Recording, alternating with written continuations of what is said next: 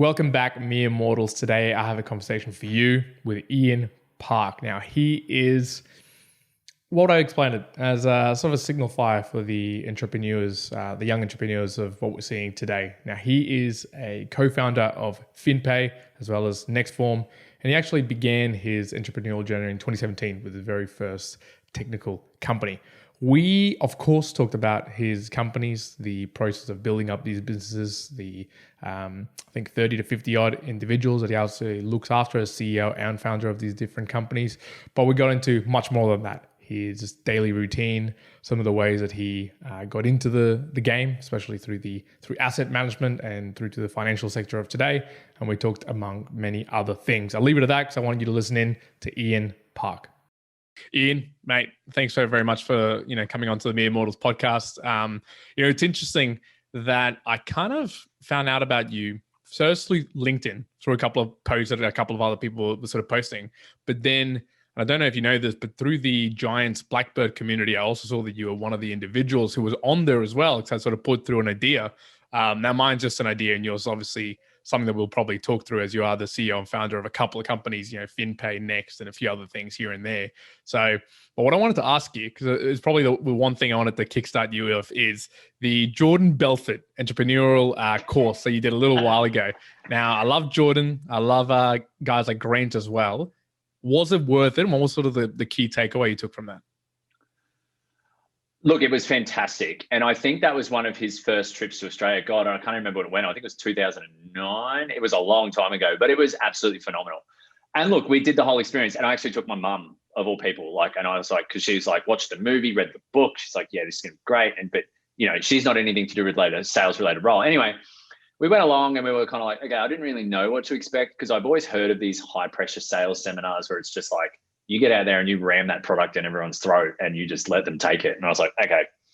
Anyway, Jordan really instills in people, I guess, the straight line methodology around, looping questions and better understanding discovery around pain and really solving that. And I think that is something that I really took away.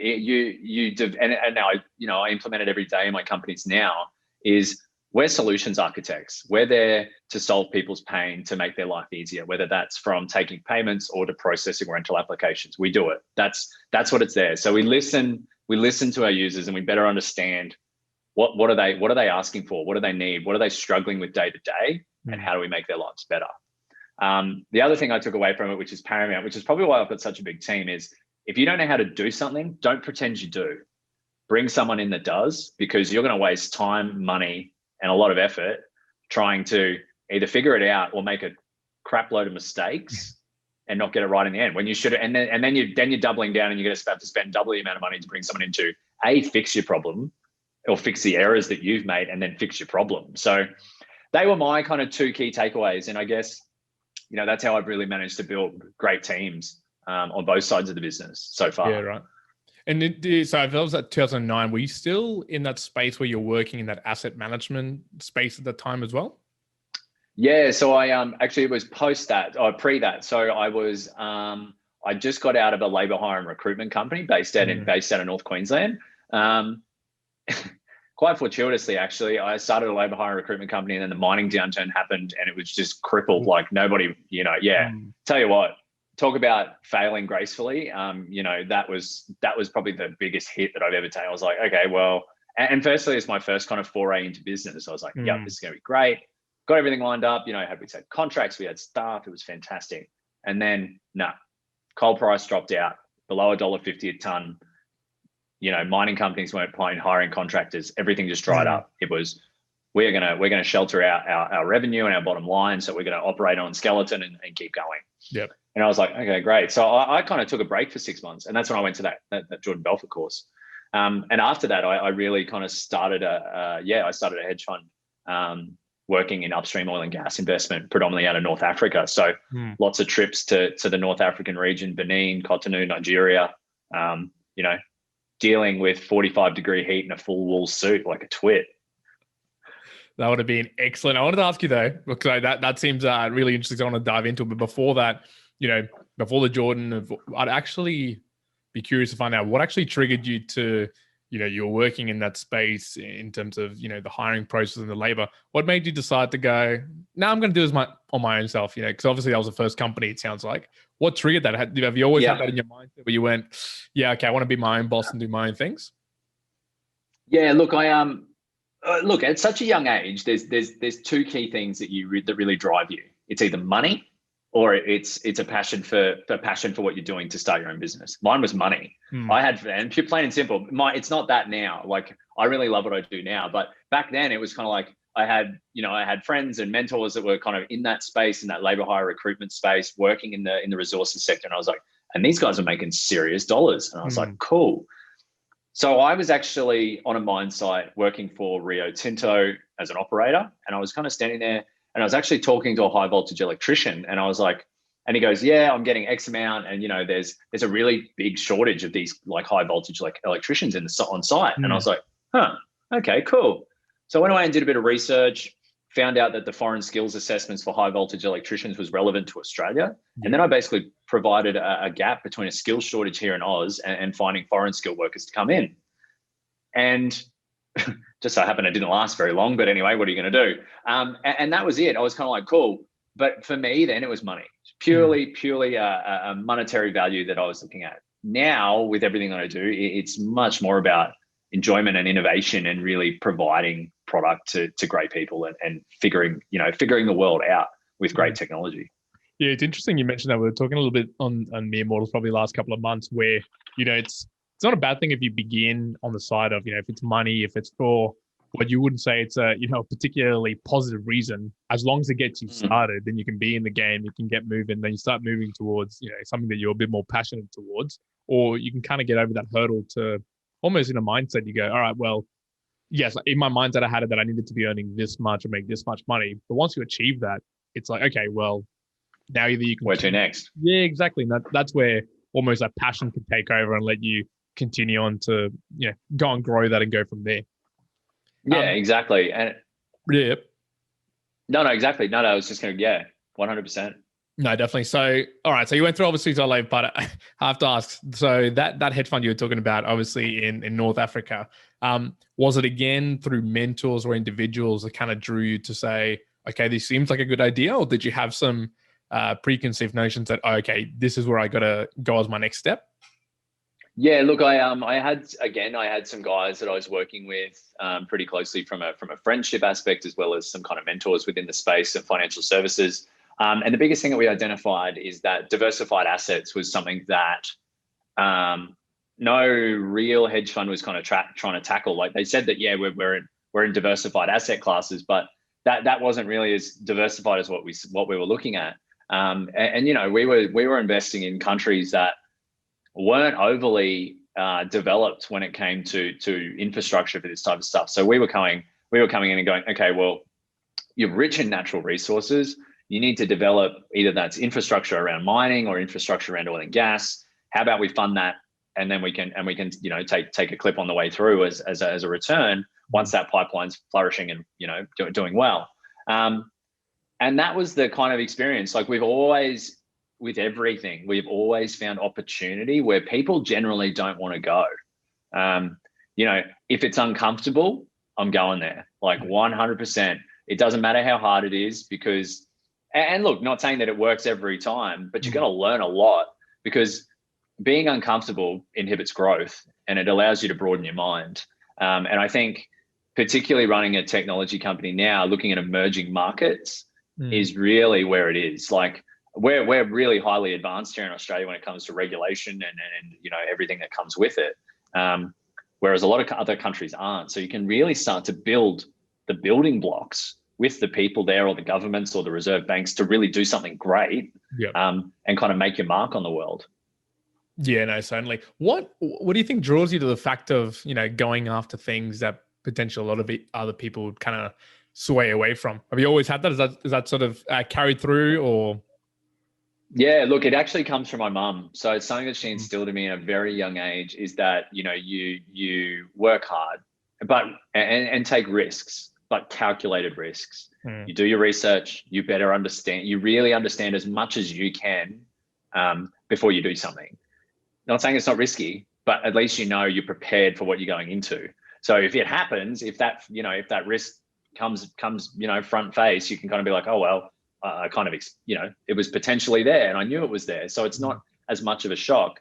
The other thing I guess you can kind of say is that if it comes too close, you can kind of be like, okay, well, I know there's potentially 3 ways that I can get around this, through via a pivot or trade execution or tapping people on the shoulder to step into this. It really provides you that stickiness. And I guess, it's something that it's just come to me as I've grown older too. And from an early age, it's been instilled in me. Strange, I know, but that's the way it is. Well, it's interesting. And when people hear that, often, you can kind of hear it or you can read it and go, okay, yeah, it makes sense. When it happens, I'll be ready. But do you have an example where you actually had to put that into traction? So was there a particular company or something where, the risk that you took, okay, it actually eventuated that the worst happened or something bad happened? Can you kind of recall that point, maybe to just share it, to go, okay, well, what was that pivot that you ended up doing there? Dude, it was, and then it's probably one of the greatest, and it's so recent. Like, let's all look at coronavirus and everything that's going on, the pandemic. And it crippled a lot of companies or wound a lot of companies up or put them onto JobKeeper, did all that stuff. But anyway, March 2020, the world was kind of starting to reel back from this virus that was taking over and really no one knew what was going on.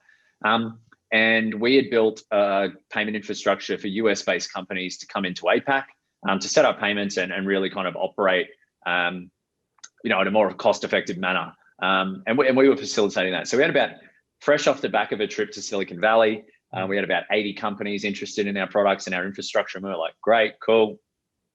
On the opposite side of the table, we'd lined up all the infrastructure players that we'd done. We'd amalgamated APIs. We spent a lot of money on developing all that technology.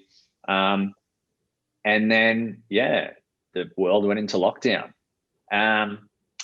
Which would have been fine. We were kind of like, okay, cool. Well, we'll just coast through this. We'll hopefully come out when it's all good and we'll get going.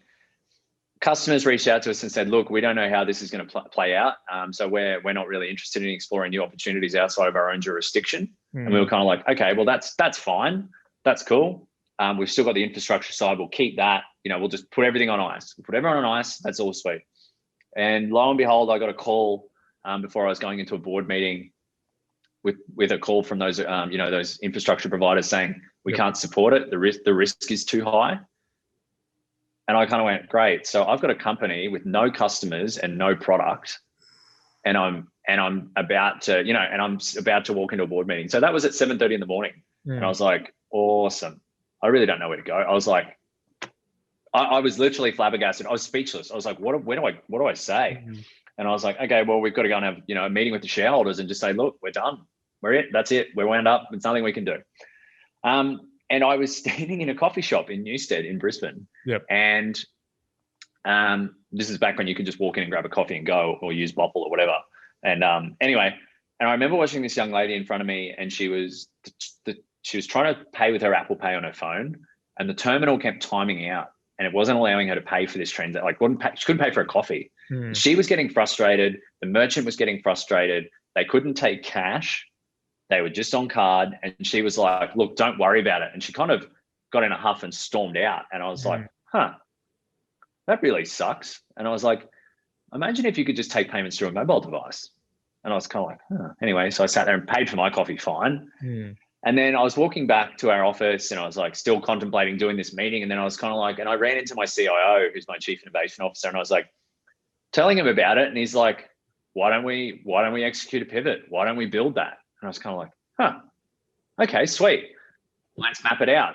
So we kind of came away with this mission statement, because that's how I think all great businesses start, with a great mission statement to build off. And it was to make payments frictionless for merchants who want to be paid in any method, regardless.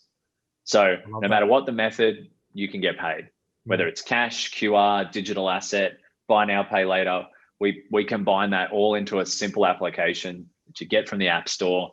There's no more paper forms or no more online forms. Simple download, set up, go, done. And that was our pivot. And we managed to execute that in 9 months. So we were really like, we really kind of went, okay, we're kind of excited here. Not saying that near field communication payments has never been a thing, but payment aggregation at that scale has never really been executed. So yeah, that was kind of our pivot. And that was potentially facing a wind up of our company. Yeah, it's amazing. So one of the questions I wanted to ask you was obviously the origin story of what is FinPay. And it's crazy to see that, it's from a risk, and obviously what you're saying, at 7:30 in the morning sort of mind. So it's like, oh man, what am I going to do now, to almost that risk becoming what is today.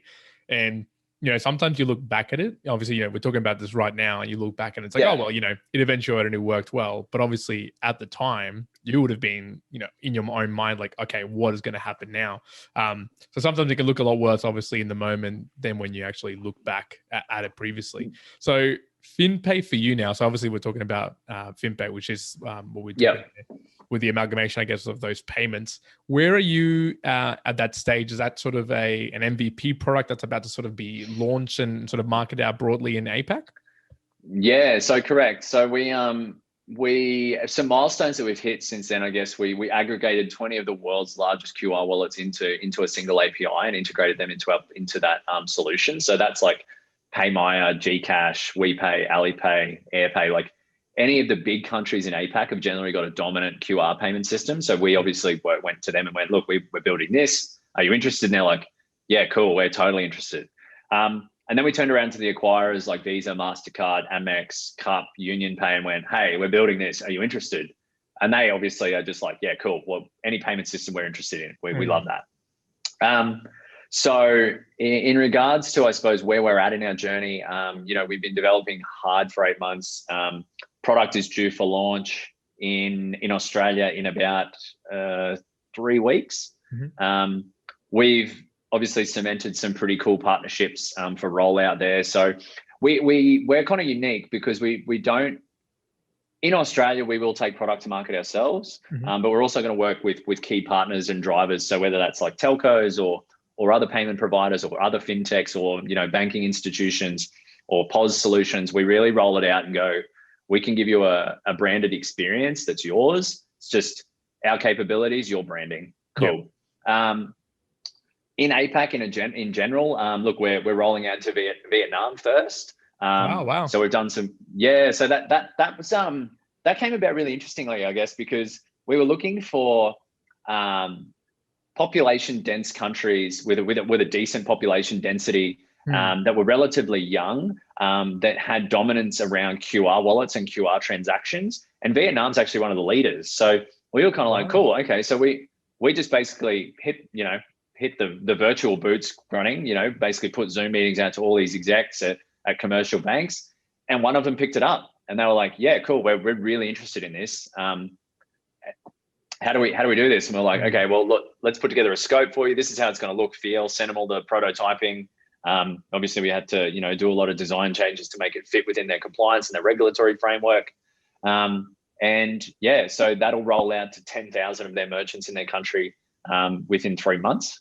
And then it'll hit the rest of their merchant base within the next 6. So, but on the back of that, Malaysia, with some banking institutions there, Saudi Arabia, UAE, Abu Dhabi, Ghana is another one, which is really interesting for us. So Africa is one of the leading nations that adopt fintech within really quickly. So, and Ghana is actually a leader of the fintech nations in all countries in Africa. So it's, it's fast becoming a very interesting journey for us we will launch product outside of Australia first and then do it here, which is generally never heard of. Which is interesting, when you compare it to, you're talking the fintech space of how maybe the others are doing, but, obviously with that explanation, you could probably get a quick attraction on those other countries where it's almost the expected use of these different payment ways than we do in Australia. Because when you think about Australians, maybe it's cash, maybe it's with a credit card, you're not really utilizing things like your WeChat payment or QR payments and things like that. That's still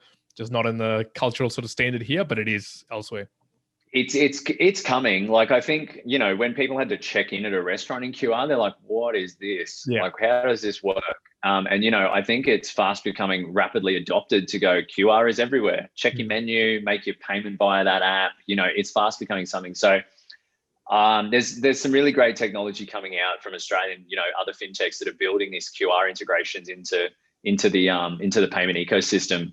And trust me, we'll be blazing a trail straight to their door to get them into our infrastructure. Mm. No, definitely. One last thing, obviously, before we move away from FinPay as well, where's sort of your expectation then? Obviously, the tumultuous time that we had with COVID over 2020, a little bit obviously in 2021. We don't really see that going away too shortly. And we were talking just before we actually started really the podcast about everything that's happening, sort of the US and how that affects Australia as well. Where do you see sort of by the end of 2021 for FinPay? What's your sort of hopes and dreams for the company there? Yeah, look, that's a great question. Obviously, I think spreading yourself too thin too quickly is dangerous, because holes start to emerge. You obviously want to make yourself as robust as possible. So I think from a jurisdictional standpoint, we won't bring on any new jurisdictions outside of what we got. But we'll obviously look to scale and develop the merchant base that we interact with this year.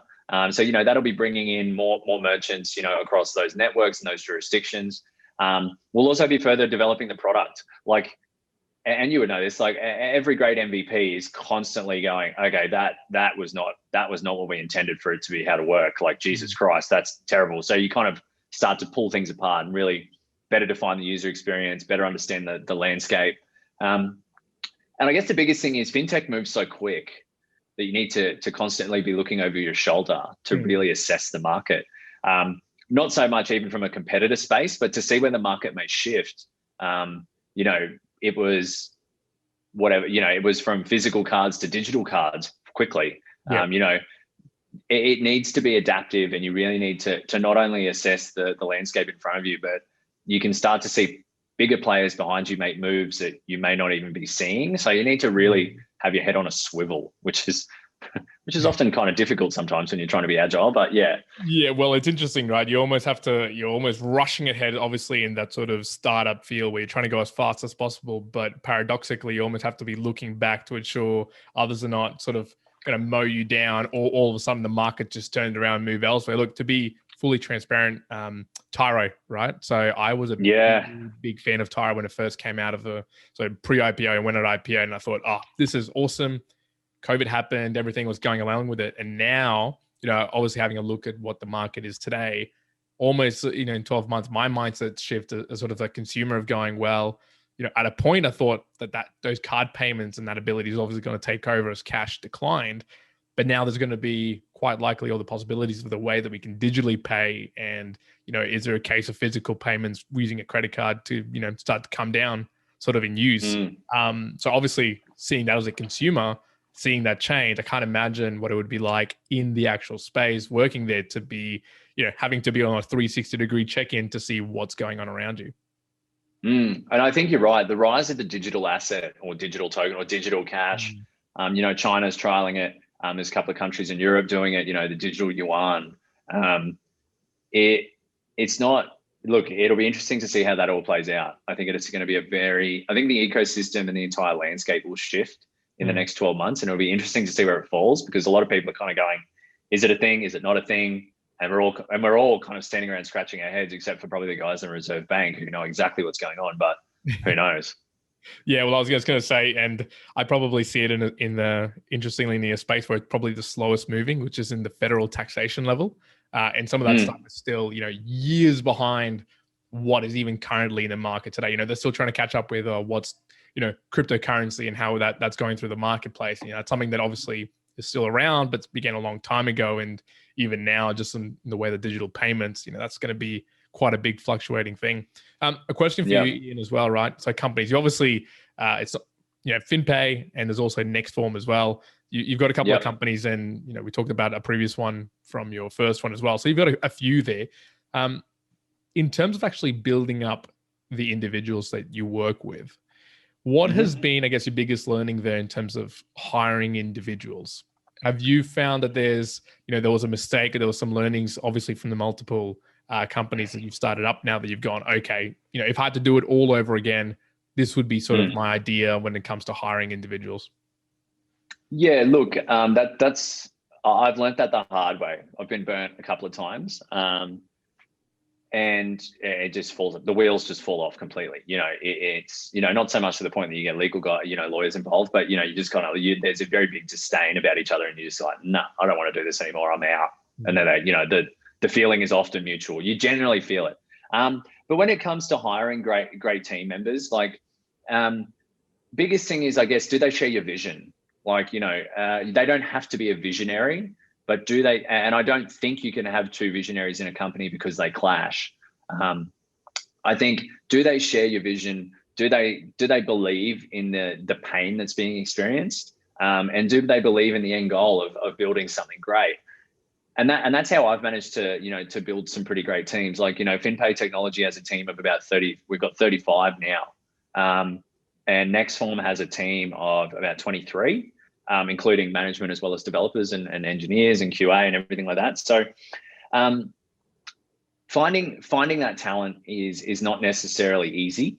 It can be quite difficult, particularly finding it. But I've been quite lucky because I often stumble across them at networking events. Right. And that's it. Like, I think the startup community in Brisbane is in Queensland is quite, great. You've got guys like FinTech Queensland, PropTech BNE, these are organizations and advocacy groups that are there to support you. And you're going to run into people there that believe in what you're doing because they're interested in that space. So, we, and even the universities like, QUT or UQ, they do those, alumni and startup kind of events. And just speaking to people there and just explaining what you're doing is they're like, cool, I'd love to get a coffee and dig into it a bit deeper because I've experienced that pain or that really sucked or whatever. And when it comes to great talent from an I guess if I look at NextForm, I've got such an amazing management team on that side. Like Sam, so he's my COO and one of my co-founders. He's worked at PwC, Chandler McLeod. He is a financial controlling whiz. Like, I hate Excel. Like, I don't know how to use it. Like, I really, the macro and all that stuff in it, I'm like, I have no idea what I'm doing. So much so that he locks all the sheets so I can't break anything in there, which is really funny. But, like he's got that cultural experience from working at those big firms. He understands how company culture should be and how it's incorporated and really the day-to-day operational side. You look at Anna, she's got 10 years experience in property management. Perfect. Who else to offer guidance on a prop tech than someone who's worked in a property management office for near 10 years to explain the pain to you. That is how you become a solution architect. Find someone that's worked in that space and be like, why did it suck? Yep. And they'll tell you. They will always tell you. Everybody wants to get it off their chest. And then looking forward to that, I interacted with guys like Ben Rich. He's built a multi-million-dollar startup and led an exit and an acquisition in the energy sector. We tap into energy in rentals because you have to get your electricity and gas connected. So, and you start to see, and then obviously a follow-on from that is those people introduce you to people that they think would be a good fit. So my head of product, Warren, he came on the back of an introduction from Ben. And this guy, Warren, is fantastic. He's had 20 years experience designing front-end user experience. Like, he's such a whiz and he's amazing. And every time he tells me something, I'm like, holy shit, that blows my mind. And then Tom is our last member to come on from a CTO perspective. And I think you get all these great guys, you get CFOs, COOs and everything like that. But the biggest thing you need in tech is a technical founder. Because if you're not a technical person, I used to say, we'd have a dev meeting every week or every Monday, Wednesday, and Friday. And they'd be like, hey, we're doing this. And I'd be like, I have no idea what that means, but you keep doing it. Good work. And you're just trying to be proactive and positive and supportive. And you don't want to seem like the person that asks a stupid question and go, what does that actually mean? Can you explain all this to me? Because you're supposed to be that kind of guy. So that's what, Tom really provides dedicated strategy and execution about our product roadmap for the next 5 years. It's all broken down. It's all itemized. We have a budget for every single thing we're going to do. And he makes us adhere to that. And he speaks enough, what I call English, and then developer to migrate them together and speak to me so I understand where we're at and where we're going. Yep. So that's kind of it. Yeah, it's really about, I guess, finding people that share that kind of vision with you and really want to make something that's pretty profound. doesn't always work all the time, but that's the joys of being in a startup. You Yeah. take So the risk with it and go, yeah. But you can hold your head high and go, cool. We built something that was great. Maybe it was before its time. Maybe it was overshot by someone else. But cool, it's a great product, and we're really proud. I would never be disappointed with anything that I've ever put into the market, because it's still a feat in itself to launch a product. Oh yeah, 100%, 100%. And I think it's just interesting because you obviously touched on this a little bit earlier, but the ability to not be scared to hire people that are usually a lot better than you at those specific things that you need them to do. Like I know a lot of founders, and myself personally, back in the day, where you would think, you want to be the person who knows everything, is doing everything, is involved with everything. The reality is, if you want to have a company that's scalable, right, you need to be able to get yourself out of the way and let the people who are the experts and the masters in those areas in the craft to do what's right. And you're almost sort of the conductor, I guess, as a CEO or the founder. Just kind of get everyone on the same path and the same vision and getting them moving towards the same direction. Yeah, and I guess it's still about execution. Like, look, it's most like great CEOs of companies, and I think Jeff Bezos defines it the best. He goes, I don't wake up in the morning and think about what I'm doing today. I wake up in the morning thinking about what I'm doing 5 years from now, which I think is, that resonated with me. I was like, cool, that's how you survive. Not saying you don't take notice of what you're doing day to day, but it's allocated to someone and delegated to someone to manage and monitor that. If you're not thinking 5 years ahead, then when you get to that 5 year mark and you're still in the same spot, you haven't moved or shifted or developed anything new, you're going to be surpassed pretty quickly, if not even before that 5 year mark, to be honest. Well, yeah, realistically, right? Talking to FinPay, talking tech sector, 5 years is almost like a lifetime in some of the other industries, right? So it could be, you look away, you kind of put the hood down, and a year later you go, actually, the market's changed completely on me. And you got to be always on top of that. Have you found the role of moving as, when you were a founder, and obviously now, with a lot of individuals, sort of the CEO, have you found any, I guess, challenges, or I guess a positive that you went, okay, this is what it means to actually be a CEO? Because it's different to be a CEO and to be a manager of people, and that sort of direct execution of a day to day. Yeah, 100%. Look, I think when you get to a certain, I think managing people and being a CEO they're still very much intertwined, because you interact with your management team on the day to day. And that might be 7 to 10 different personalities that you need to monitor and manage, and really understand how to interact with. What's their why? Why are they here? What really drives them? And that's how you kind of get things done quickly, because if you engage them in a way that's going to, make their mind think and drive and be engaged, then they're going to get everything done a lot quicker. Whereas if you just kind of go at everyone with the same approach, it's just not going to work. But particularly, I think once you start to bring in those management team people, the C-suite, as you call them, your day-to-day changes pretty drastically, because you're there to either speak to investors, speak to stakeholders, speak to large partnerships. Like within FinPay, that's my role, is I look at emerging markets and speak at the big partner level. So if there's a big commercial bank in South Korea, let's take South Korea, for example, they generally want to interact with the CEO first. So that's my kind of segue to step in and explain the product, explain the vision, explain where we're going, explain how we've done it, explain our existing partners, how do we do it, how does it work? And then after that, it's generally, cool, well, let's engage our tech team, sweet. Then it shifts to the CTO. And then after that, as it moves through the management teams, or through the engineering side or through the product side, I generally start to take a step back and I look for the next opportunity, or I have the next opportunity presented to me and I go there. It's much more around, I guess, corporate compliance and managing that expectation, and managing stakeholder expectation particularly. The big thing is you've got shareholders after that. Your job is to increase the share price. If you're not doing that, you're not a good CEO. You're there to drive value. But within that, you've also got to make sure you maintain your alliance with your team and manage them correctly and better understand them as humans, because look, we're all people and stuff happens in the day to day. So I like to be, a little bit of both. I know that's not going to last forever, but it's nice to do it while it lasts. I was going to say, do it as much as possible, right? Before if everything is going well and FitPay all of a sudden, goes 10x, 100x, then you go, okay, well, it's obviously a good thing, but you obviously have to step back and do, shift the role of what it is to be that CEO in a larger company. It's interesting Exactly. you point that out. I know it's one of those things where with companies when they go in I think it's a 3 and 10 rule. You multiply by 3, then by 10, then to your sort of 30 into 100. It almost changes and shifts how a company operates. And even the discussions and the interactions that you have. So obviously, as a CEO, you'd go through that transition of what it's like to be, a CEO of a company with 3 people, 30 people, 100 people. That obviously shifts as it goes along.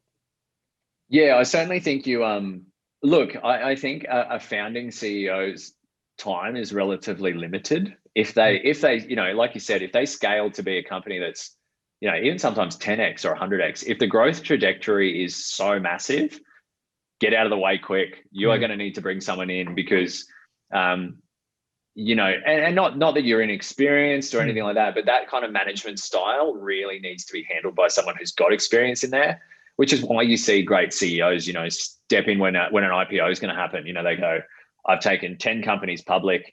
They're there from a corporate governance perspective. And a lot of CEOs move to an innovation or a revenue executive or wherever they may sit within the business, but they're still there driving innovation and really that focus and that vision. That's what they're there for. You don't want to be doing the day-to-day corporate governance stuff. It's boring. That's not what you're about. Yeah. But other people get a kick out of it. So yeah, it's very interesting when you see companies that go. You very rarely, I think, you find, except for the likes of even Twitter and those guys. I think Jack Dorsey's probably the rarity that he manages 2 massive billion-dollar companies and he's the CEO of both. Twitter, he got asked to come back, but it's still one in a million to do that. There's some rarities out there that do it, but I don't think I would be one of those. To be brutally honest. I mean, so for yourself then, Ian, what does a successful day look like for you? Obviously, handling multiple things when it comes to business. And there's maybe a little bit more personal as well to see how you structure a day. What would a successful day look like for you? So from waking up, sort of going to bed. Yep. So wake up at about 4:30. I generally read the news, find out what's going on in the world, read the markets. Biggest tip, if you're, and this is probably not a tip, but I do it. I love Google Alerts or Google News. So I've got all the targeted keywords around my business within that. And I basically just do a download of everything from the night while I've been sleeping. See if there's anything of interest, see what's going on, see what's happening in the markets. And then generally come in, check my email, have a look around, have a cup of coffee, then go to the gym, 6 o'clock on the dot, 6 days a week. And then, come back, have some breakfast, and then get on with my day. That's generally about 7:30, so I start then.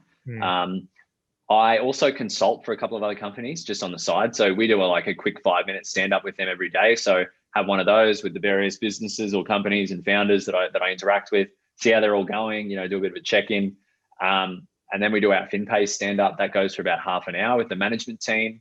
Download from our previous day, any requests, we basically do a bit of a huddle and find out where we're going today. Any meetings that anyone needs help, really in-depth stuff to figure out where people what they've done, what are they doing today, and do they need help with anything? Yep. Everything's generally all good. Jump onto the dev guys and see if there's anything happening there, see where we're at, see if there's any issues, bugs, so on and so forth. And then I try to theme my days generally. So one will be, kind of administrative and general. The next will be probably marketing and content and PR and communications. The next one will be sales, really discussing where we're going. The next one may be partnerships. So that's my really intensive day. And then Friday is generally for investors, stakeholder relations and engaging with people or doing great podcasts like with you guys. Excellent. Yeah, no, that's really cool. In that space, right? So obviously that sounds like I enjoy the structure that you have in the mornings as well, right? When you've got something set, like waking up at the same time, going to the gym at the same time, at least sets you up for a, whatever comes after that, you've at least gotten that out of the way. You've got your research, you've got your sort of your workout, you've got your mind in the right space. In you go. Where do you find time to, so separately to, I guess, what you're talking about with your own market and business work, to kind of find time to reread things like 0 to 1 by Peter Thiel or other sources of information that can kind of just broad, you give you a bit more learnings? Does that sort of fall in the nighttime or just sort of whenever you can fit them in? Mate, I walk to my gym, so I generally try to Right. walk a lot of places. So I walk to my gym. It's not long, it's probably a 15-20 minute walk. Walk up there, and I chuck my headphones in, listen. And Audible is the greatest thing. That's the greatest platform ever. If you ever want to digest information quickly, it's phenomenal. But look, other times, when I'm at, and I try, and look, I love Netflix like anybody else. I don't mind a good binge series on a Sunday just to try and unplug. But when I'm sitting in bed, it really doesn't. You'd be surprised if you add up a couple of quick minutes. Like if you're getting a bus into the city, don't watch Netflix on your phone. Take a book, read it. Then that's 15 minutes. That's 15 minutes there, 15 minutes home. That's half an hour every day. You can read probably a book back to back in 3 weeks. 4 weeks, maybe 4 weeks at the most. I would say 3. So it's really about, I guess, just capturing that time. And it's not so much wasted time. It's just time where you'd just be sitting there doing something else. Like, it's kind of like whatever. It's there. You may as well use it to your max. Yeah, definitely. And specifically, because I know that you did call it out recently, 0 to 1 by Peter Thiel. What did you find so valuable? Because I definitely enjoy that book, and a lot of stuff from Peter is pretty awesome. What did you find valuable probably the second time you reread that book? Mate, I'm still listening to it. I'm listening to it this time. I'm not reading it, which is unique because it's not him narrating it, which is kind of strange. But anyway, you can kind of that's what I imagine his voice sounds like now. Look, I guess the interesting thing is I associate books, and this is why I read them a couple of times. So I've read, Play Bigger, which is all about market creation, category domination, 3 times now in the last 2 years. And a lot of people are like, why do you read the same book? And I'm like, well, my mindset and where I am now in my life has changed pretty dramatically. So I like to look at it and go, cool, well, I've read it when I was here, and now I'm going to read it when I'm here. See what's different, and it changes every single time, and it blows my mind. But in regards to 0 to 1, look, I think the adoption of technology and disruption around, don't go out and do something incredibly mind-blowingly unique. Those guys are there, and there's another book called The Outsiders, which is also brilliant about these guys.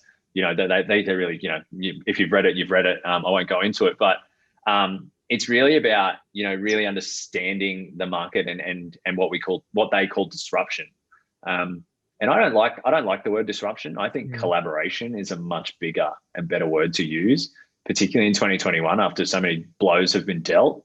I think great tech can integrate with great tech, and we can grow, some phenomenal kind of markets together. But anyway, look, my library is full of startup books and everything like that. It's actually, Bad Blood. Bad Blood was a great read. The Theranos read. Oh, read that. Awesome. Phenomenal.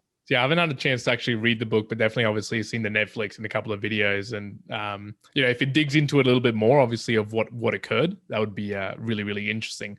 And what about outside, obviously, of just business and reading for learning and everything? What's sort of the hobbies or the side things that you like to do, or sometimes on the weekends, is kind of like unwind? Because one interesting thing actually about you, Ian, was obviously when we do the mere mortal sort of conversations, we'll generally find, what's a little bit of information we can chat about, usually be LinkedIn and other things. And one thing that called out to me was you're a very personal guy when it comes to some of the social stuff, which a lot of people aren't. So, is it a choice that you make to just be a little bit more private in some of these instances? And what are those sort of hobbies or those things that you tend to do to sort of unwind? Mate, I'm a massive foodie. Like, I love good food. Like, it is my one vice in this world, and my partner's probably going to kill me for saying that. But, and I also have a lovely girlfriend, Kira, who I spend a lot of time with, and we do, going over that, going and enjoying things together. Because I think, we both work so hard, and the hours are pretty terrible sometimes. You're up up late doing a Zoom call with some other country. So I think I really try to chisel time out for us to do things. And, that's little stuff like cooking dinner and sitting down and watching a movie or whatever, going out for dinner, and whatever it may be. And in regards to my being private, I didn't think I was that private. Okay. It's a new one. Look, I wasn't for a very long time. I would put everything on Instagram. And I guess I kind of, I read a lot of stuff and look, I saw a lot of things from a lot of successful people who came unstuck by doing that. And I was like, okay, I don't really want that to happen to me, because once it's out there in the cloud, it's out there in the It's cloud. out. Like, Yeah. and look, I put a lot of retrospect on actually enjoying a moment. Like, going out and whether that's going to Cork and Chroma and doing a painting and having a glass of wine, sit there and enjoy that. Mm. It's a great experience. You don't need to have your phone in your hand putting it on Instagram or Twitter or whatever. Enjoy it, because if you're there with someone, enjoy it with them, because they will appreciate it 10 times more, and so will you. So that's why I'm a little bit, not too. I put a lot of business stuff on my socials, and that's pretty much it now. And my dog, I'm obsessed with my French bulldog, and Kira, obviously my partner. Well, yeah, it's interesting. It reminds me of the only reason I called it out. It reminded me of Gary Vaynerchuk, right? Where he's almost the most public private person there is, and you sort of showcase a few of those things. But you can obviously see what you're doing, the businesses, the work, and some of the close people. But apart from that, it's like, no, it's my private life. I don't have to share it. No, as you say, it doesn't have to be out in the cloud for everyone to see. So it's quite interesting. Yeah. Just because it's a social platform doesn't mean you have to socialize everything. But, yeah. That's right. That's right. Look, Ian, thanks so much for taking time, obviously, to have a conversation with me, Immortals. Where can people find you or reach out if they want to sort of contact you at all? Look, LinkedIn is probably the best one. Look, I've got Twitter and I've got Instagram, but like you said, I don't really use them that much. LinkedIn, if you're interested in any conversation or you want to chat, LinkedIn is the best one. It's just Ian Parke. You'll find me, Parke with an E. Yep. Excellent. Now, obviously, hopefully, this has come out probably just a little bit into February, but I hope to look back at 12 months time ago. Dang, that's where I could still see the origins of Tinte, and then we're seeing where it is now. So that'll be fantastic. Ian, any last things for the guys? No, look, I think the biggest thing I've learned over the last couple of years, and it feels like it's been a lifetime now, is just be, and look, I kind of harp this on it at a lot of people when I talk to them, is just be prepared to make mistakes, but don't get yourself down in the dumps. Everybody makes mistakes. That's life. It's how you learn from them that really makes you different. That's something that's resonated with me as I've carried through from being 18 years of age. That's a cheesy ending one-liner that you can kind of take to the bank. I love it. Excellent. Ian Parke, thank you very much.